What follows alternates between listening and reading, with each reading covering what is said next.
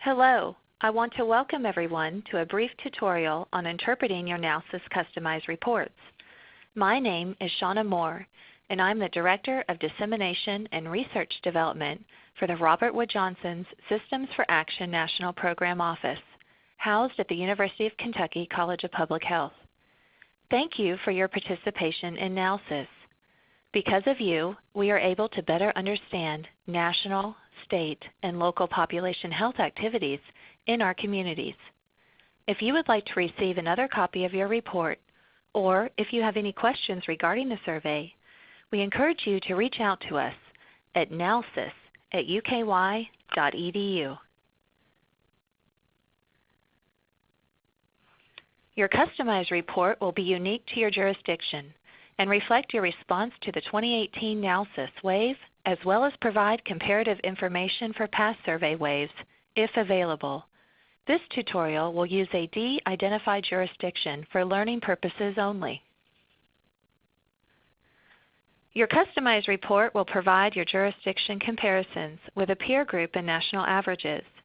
If you received a local or state-specific report, your report will show your jurisdiction's NALSYS responses compared to other state responses and national averages on the availability of population health activities, the perceived effectiveness of population health, your local health department contribution to population health activities, the scope of participation by other organizations in population health activities, and the types of public health delivery systems and your jurisdiction's configuration over time. Your 2018 customized report will also include jurisdiction-specific network maps of your community's organizations participating in population health activities for 2018 and for 2016, 2014, and 2012 if available.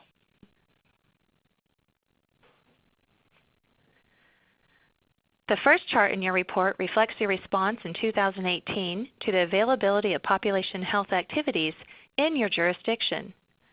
This measurement shows if 20 recommended public health activities is performed in the community. These 20 activities are based on the Institute of Medicine's core public health functions definition and reflect high-value practices recommended by a series of expert panels convened by the U.S. Centers for Disease Control and Prevention.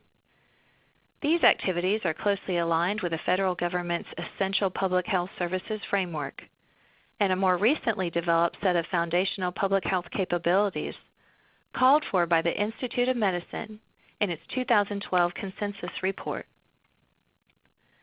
Located in blue, your jurisdiction response is then compared to a similar peer group and the U.S. average.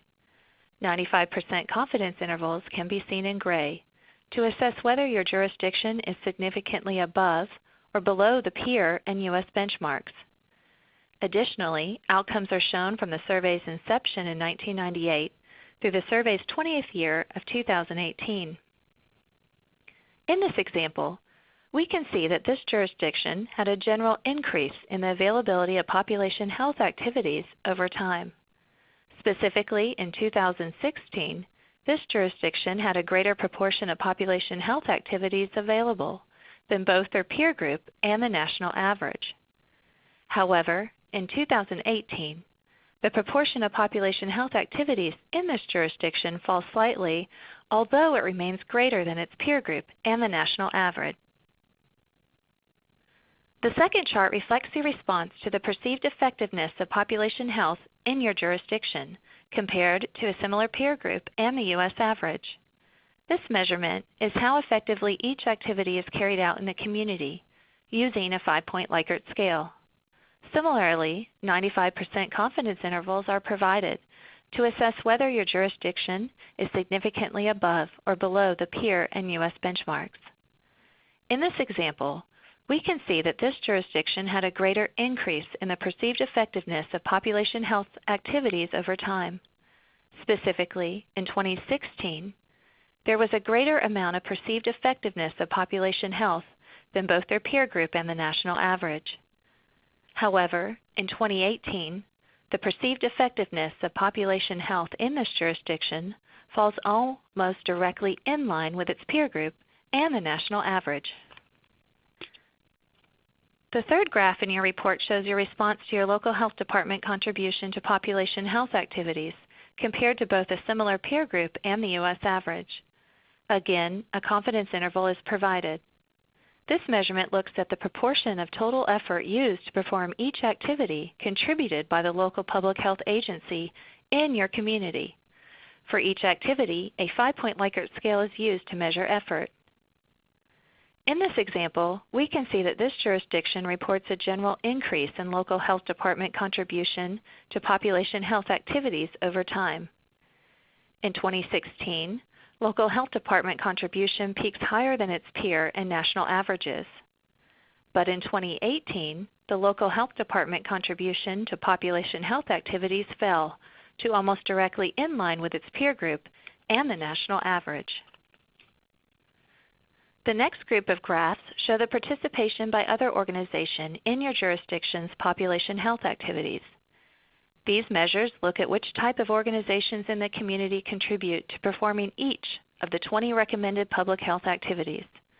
For each activity, a predefined checklist of 15 types of organizations is used, along with open-ended response options. For each type of organization, a contribution measure is constructed that indicates the proportion of the 20 recommended activities to which the organization contributes in each community. Graphs are provided by organization type. For example, state government agencies and health insurers. These graphs can be read similarly to previous graphs. For example, in our example report's Figure 4, the participation of state government agencies is shown from 1998 to 2018.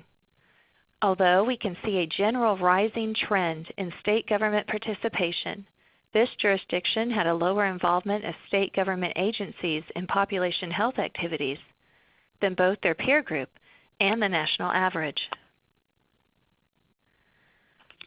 The next chart shows the prevalence of public health system configurations from 1998 to 2018. NALSYS data is utilized to calculate system comprehensiveness, defined as those communities in which a broad array of the recommended public health activities are available in the community, and in which a relatively broad range of organizations contribute to implementing these activities, and/or in which the local public health agency contributes a relatively large share of the effort to implement these activities. You can find a detailed definition of a conventional or limited configuration in your report. By performing a cluster analysis, we are able to make system determinations between comprehensive, conventional, or limited configurations. The chart, unique to your NALSYS response, shows your jurisdiction's configuration across time. The blue line shows the system trend of your jurisdiction ending in 2018. This example is of a comprehensive jurisdiction in both 2016 and 2018. The chart also shows national configurations across time. We can see that around 25% of respondents were in a comprehensive system in 1998, and about 45% are in a comprehensive system in 2018. Your 2018 NALSYS Customized Report offers new network maps. This network map is based upon your jurisdiction's 2018 NALSYS response. A network map provides a visual presentation of your jurisdiction's community organizations who participate in population health activities and the strength of their participation.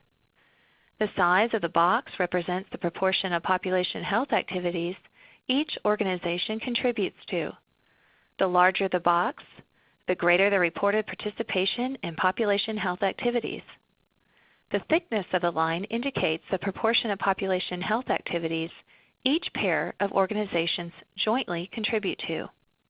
The thicker the line, the greater the proportion of population health activities the pair contribute to. Organizations outside of the network map had no reported participation.